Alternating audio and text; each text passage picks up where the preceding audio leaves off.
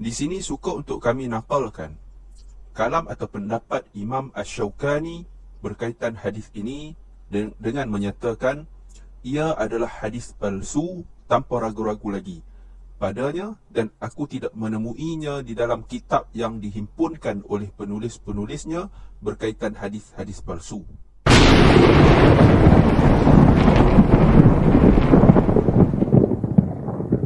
بسم الله الرحمن الرحيم طه ما أنزلنا عليك القرآن لتشقى إلا تذكرة لمن يخشى تنزيلا ممن خلق الأرض والسماوات العلى الرحمن على العرش استوى الرحمن على العرش استوى الرحمن على العرش استوى.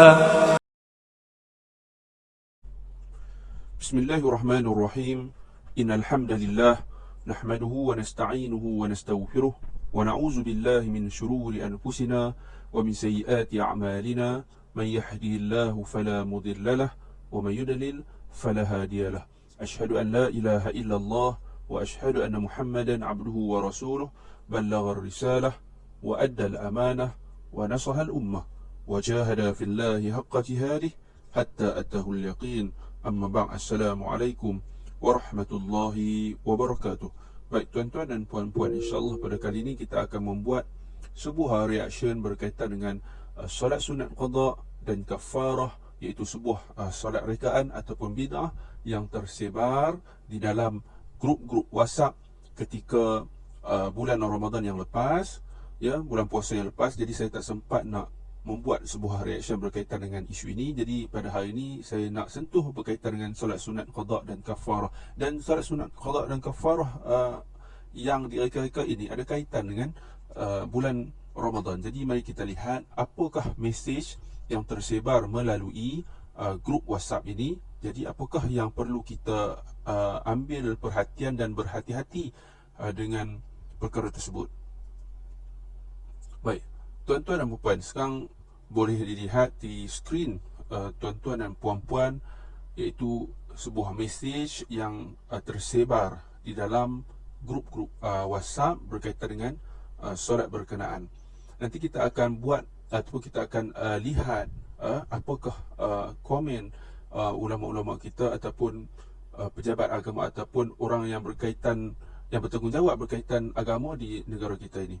Jadi kita lihat solat sunat rekaan yang disebarkan, solat qada dan kafarah di Jumaat terakhir Ramadan. Dia ni bulan Ramadan je.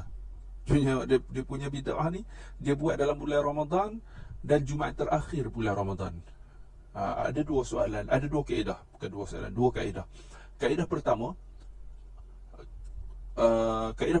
adapun tata caranya adalah dilakukan selepas solat Jumaat. Jadi sebelum itu saya nak terangkan apa maksud qada dan kafarah ni. Maksudnya solat ini dia nak kita supaya qada solat kita yang telah kita tertinggal sebelum ini, daripada semenjak kita akhir baligh sehinggalah kita sekarang ini.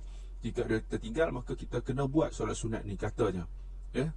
Sebab itu solat sunat qada dan kafarah nama dia. Jadi kita nak minta ampun kepada Allah Subhanahu Wa Taala, kita kena buat solat ini lah.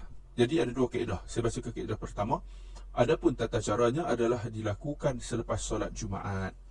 Solat dengan niat qada. Pertama solat zuhur, kemudian setelah salam terus bangun solat asar qada, dan begitu seterusnya sampai solat subuh dan selesai mengqada kelima-lima waktu itu sebelum masuk waktu asar hari Jumaat tersebut. Tuan-tuan faham ke tak faham? Maksudnya dia kata, ya, orang yang mereka bukan hadis ini, mereka kaedah. Nanti kita tengok ada hadis dia ada hadis yang dia reka-reka. Kaedah pertama dia kata mestilah solat qada ni dilakukan pada bulan Ramadan, dan dalam bulan Ramadan itu pula Jumaat terakhir bulan Ramadan. Dan Jumaat terakhir bulan Ramadan pula dilakukan selepas zuhur. Maksudnya selepas solat Jumaat lah. Selepas solat Jumaat, sebab hari Jumaat dia tak ada zuhur lah kita kan. Selepas waktu zuhur tu betul lah, selepas solat Jumaat. Selepas solat Jumaat, waktu itulah dilakukan solat ini. Bagi kaedah pertama, macam mana? Yang pertama, dia kena qada dulu solat zuhur, ya, qada solat zuhur dulu. Kemudian selepas habis solat zuhur, dia qada pula solat asar dan seterusnya. Selepas solat asar, dia qada pula solat maghrib, lepas maghrib isyak, lepas isyak subuh. Lepas habis pada subuh tu dah cukup 5 waktu dia qada, ya, maka habislah solat itu. Tapi qada kelima-lima solat itu perlu dilakukan sebelum masuknya waktu asar pada hari Jumaat tersebut. Itu kaedah yang pertama. Jadi tuan-tuan tak perlu ingatlah, tak perlu faham, sebab ini hanya rekaan-rekaan yang datang, ya, datang ke kepala orang yang mereka ni. Mungkin bisikan-bisikan daripada syaitan, sebab syaitan dia suka sangat bid'ah ni. Kalau tuan-tuan dirasuk ataupun dihasut oleh syaitan untuk melakukan maksiat lain, seperti maksiat berzina dan sebagainya, itu kita tahu perkara itu haram, dan syaitan pun tahu bahawasanya kita tahu perkara itu haram dan kita melakukan perkara itu dan kita mendapat dosa.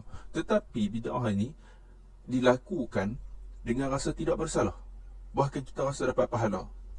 Bahkan kita rasa bila kita buat solat sunat rekaan ini, solat sunat qada dan kafarah ini, kita rasa macam kita dapat dosa dan dosa-dosa kita dihapuskan oleh Allah Subhanahu Wa Taala, sedangkan kita sedang mendapat dosa daripada Allah Subhanahu Wa Taala. Jadi itu yang syaitan nak tu, bila dihasut kita buat sesuatu nampak macam baik, tapi Allah Subhanahu Wa Taala tidak menerimanya. Baik, seterusnya kita pergi pada kaedah kedua. Dia ada 2 kaedah. Banyak juga pandailah orang-orang yang reka ni, dia banyak idea, sampai 2 kaedah dibuatnya. Jadi kaedah kedua, solat sunat kafarah ini dilakukan pada Jumaat sebelum solat Jumaat, pada pagi, ya, pada pagi, dilakukan pada pagi Jumaat sebelum solat Jumaat. Yang tadi lepas Jumaat, lepas kita solat Jumaat. Sekarang ni kaedah kedua, sebelum solat Jumaat. Kemudian dia kata, barang siapa selama hidupnya pernah meninggalkan solat tetapi tak dapat menghitung jumlahnya, maka solatlah di hari Jumaat terakhir bulan Ramadan sebanyak 4 rakaat dengan 1 tasyahud. Ini tasyahud akhir saja, dia tak ada tasyahud awal. Ni lagi dahsyat ni, ya? 1 tasyahud saja, 4 rakaat, 1 tasyahud. Tasyahud akhir, tasyahud awal tu tak ada. Jadi tiap rakaat membaca 1 kali Fatihah, kemudian surah Al-Qadar 15 kali dan surah Al-Kawthar 15 kali. Ada juga dia tetap berapa kali, ya. Jadi niatnya, ada niat juga, dia ajar niat kira. Niatnya, nawaitu usalli arba'a raka'atin kafaratan. Tuan-tuan bacalah. Jadi tak perlulah kita baca habis. Ini semua rekaan-rekaan saja. Jadi kita pergi kepada slide yang seterusnya, untuk kita lebih jelas berkaitan dengan isu ini. Di sini saya bawakan Irsyad Al-Hadis siri ke-97 berkaitan dengan solat sunat kafarah pada 2016. Ketika itu yang menduduki jawatan mufti wilayah Persekutuan iaitu Dr. Zulkifli Al-Bakri. Jadi saya petik Irsyad Al-Hadis ini yang telah dimuat naik di laman web Pejabat Mufti Wilayah Persekutuan. Ketika itu mufti dia Dr. Zulkifli Al-Bakri. Baik, mari kita lihat apa kata Pejabat Mufti Wilayah Persekutuan berkaitan dengan isu ini. Baik, tuan-tuan boleh nampak, saya bacakan. Ini soalan dia yang ditanyakan kepada Pejabat Mufti Wilayah Persekutuan, siri yang ke-97 ini. Soalannya, apakah sahih hadis berkaitan solat sunat kafarah yang dilakukan pada Jumaat terakhir dalam bulan Ramadan? Ini dia tanya berkaitan dengan hadis, tapi apa yang kita baca melalui sebaran di dalam grup WhatsApp tadi, message tadi, tidak ada dia petik berkaitan dengan hadis, tapi dia terus bagi kita kaedah melakukan solat sunat rekaan itu. Jadi jawapan kepada itu, ya, dibalas oleh Pejabat Mufti Wilayah Persekutuan. Alhamdulillah, segala puji bagi Allah, salawat dan salam kepada junjungan besar Nabi Muhammad SAW, ahli keluarga baginda SAW, sahabat baginda SAW, serta orang-orang yang mengikuti jejak langkah baginda SAW. Irsyad Al-Hadis pada kali ini akan menerangkan secara ringkas berkaitan sebuah hadis yang menceritakan akan solat sunat kafarah yang dilakukan pada hari Jumaat terakhir dalam bulan Ramadan. Dalam isu ini, suka untuk kami menyatakan matan hadis tersebut terlebih dahulu. Dia nak bincang tentang matan, tentang hadis tu sendiri, tentang hadis tu sendiri, macam mana hadis tu dan apa ulasan berkaitan dengan hadis tersebut. Okey, matan hadis dikatakan bahawa Nabi SAW bersabda. Tuan-tuan boleh tengok di sini. Arab ni saya baca terus terjemahannya. Maksudnya, barang siapa yang solat fardu 5 waktu pada Jumaat terakhir dalam bulan Ramadan sehari semalam, maka telah sempurnalah solatnya yang tidak sempurna sepanjang tahun itu. Ni siapa yang reka ni kan? Dia kata siapa yang buat solat kafarah ni dan dia pernah meninggalkan solat fardu 5 waktu, ya, sebelum ini, maka yang dia tinggal tu semua dah di cover, telah sempurna, telah ditutup lubang-lubang kesalahannya yang telah lalu. Jadi ni macam orang kata menebus dosa lah, solat untuk menebus dosa yang solat-solat yang kita pernah tertinggal sebelum ni kan. Jadi pejabat mufti wilayah persekutuan menyentuh dahulu berkaitan dengan definisi kafarah. Apa maksud kafarah? Dari sudut bahasa, kafarah bermaksud penutup atau penghapus. Macam kita sebut tadi, dia menghapuskan dosa-dosa solat yang kita telah tinggal sebelum ini. Dinamakan kafarah adalah kerana ia menutup dan menghapuskan dosa-dosa kita. Dari sudut istilah pula, ia bermaksud perbuatan yang boleh menghapus dosa, yang berupa membebaskan hamba bersedekah dan puasa dengan syarat-syarat tertentu. Ia juga sebagai penampung terhadap kecuaian yang telah dilakukan oleh manusia dalam tindakannya. Okey, tujuan solat ini, antara tujuan solat ini dilakukan adalah untuk mengqada solat yang ditinggalkan atau untuk menyempurnakan solat-solat yang dilakukan dengan tidak sempurna. Kita buat solat sunat ini, kata mereka ataupun tujuan mereka mereka solat ini adalah untuk mengqadakan solat yang telah kita tinggalkan sebelum ini, ataupun menyempurnakan solat-solat yang tak sempurna. Kita tak tinggal solat sebelum ni tapi rasa macam tak sempurna. Jadi kita buat solat ini, solat kafarah ini, kata pejabat mufti wilayah persekutuan. Jadi kita tengok pula pendapat ulama berkaitan hadis ini. Di sini suka untuk kami nakalkan kalam atau pendapat Imam Asy-Syaukani berkaitan hadis ini dengan menyatakan ia adalah hadis palsu tanpa ragu-ragu lagi padanya, dan aku tidak menemuinya di dalam kitab yang dihimpunkan oleh penulis-penulisnya berkaitan hadis-hadis palsu. Betapa tuan-tuan dan puan, betapa palsunya hadis ini, hadis yang berkaitan dengan solat sunat kafarah ini, sehingga kan dalam kitab-kitab yang dihimpunkan hadis-hadis palsu tak dijumpai hadis ni. Dalam hadis palsu punya kitab pun tak jumpa. Bayangkan betapa palsunya hadis-hadis ini, hadis yang berkaitan dengan solat sunat kafarah ini. Namun saya sambung namun ia hadis masyhur dalam sekumpulan pelajar-pelajar fiqh di bandar Sana'a, iaitu di Yaman. Sana'a ini di Yaman pada zaman kita ini, serta ramai daripada kalangan mereka yang melakukannya, dan aku juga tidak ketahui siapa yang memalsukan hadis ini. Ini pada zaman Imam Asy-Syaukani. Semoga Allah Subhanahu wa ta'ala memburukkan para pendusta terhadap hadis ini. Boleh rujuk dalam kitab Al-Fawaid Al-Majmu'ah muka surat 54. Kata-kata Imam, ini petikan kata-kata Imam Asy-Syaukani.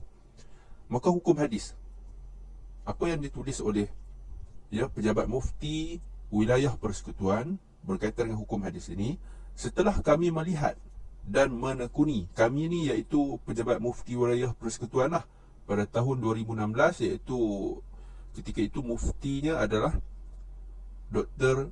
Zulkifli Al-Bakri.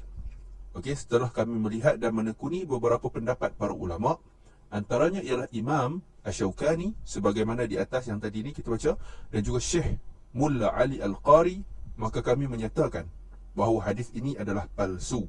Dan jelas pada hadis tersebut ciri-ciri atau tanda-tanda kepalsuannya.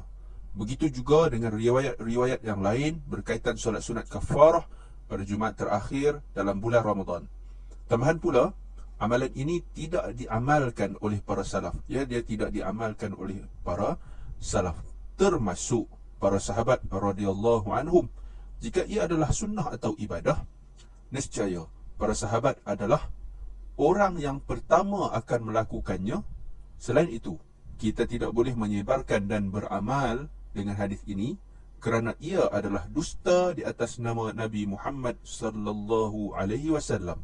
Baik, penutup oleh pejabat mufti wilayah persekutuan. Apakah kesimpulannya? Kesimpulannya, dalam menentukan atau menetapkan sesuatu ibadah, maka ia perlulah disulami dengan dalil, sama ada daripada Al-Quran ataupun As-Sunnah. Kena ada dalil. Ya, tuan-tuan dan puan, mesti ada dalil.